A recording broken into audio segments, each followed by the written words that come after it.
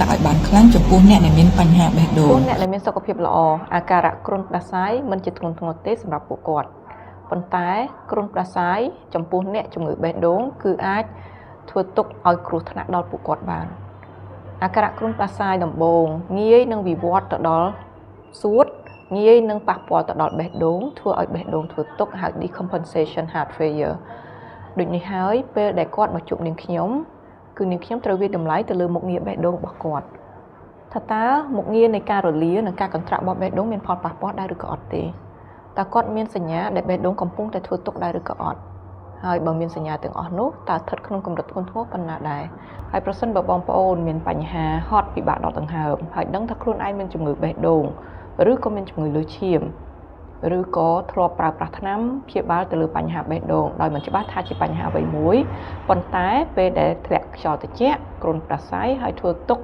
ហត់តឹងណែនពិបាកដកដង្ហើមកាន់តែខ្លាំងសូមធ្វើការណាត់ជួបដើម្បីពិនិត្យទៅលើស្ថានភាពបេះដូងរបស់បងប្អូនជាញឹកញាប់អ្នកជំងឺបេះដូងរបស់នាងខ្ញុំពេលដែលគាត់មានអាការៈគ្រុនផ្ដាសាយក្នុងដំណាក់កាលដំបូងក៏ដោយគាត់ធ្វើការណាត់ជួបជាមួយនាងខ្ញុំ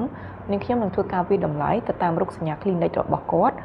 និងជាពិសេសទៅលើអេកូបេះដូងថាតើគាត់មានសញ្ញាដែលប្រឈមមុខនឹងបេះដូងធ្វើទុកដែរឬក៏អត់ទេ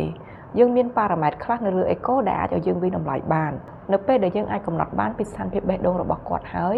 យើងអាចកំណត់ទៅលើការព្យាបាលដើម្បីធ្វើយ៉ាងណាកុំឲ្យបេះដូងគាត់ធ្វើទុកកាន់តែធ្ងន់ធ្ងរហើយជាញឹកញាប់យើងអាចការពារកុំឲ្យស្ថានភាពបេះដូងគាត់វិវត្តធ្ងន់ធ្ងររហូតដល់តម្រូវឲ្យមានការសម្រាកក្នុងមន្ទីរពេទ្យបានកុំរារែកក្នុងការណាត់ជួបដើម្បីពិគ្រោះប្រសិនបើបងប្អូនជាអ្នកដែលមានជំងឺបេះដូងហើយមានអាការៈគ្រុនផ្ដាសាយដែលកំពុងតែធ្វើទុកឬក៏ទំតែដំណាក់កាលដំបូងក៏ដោយជៀសវាងកុំឲ្យគ្រោះថ្នាក់ធ្ងន់ធ្ងរកើតឡើងអរគុណ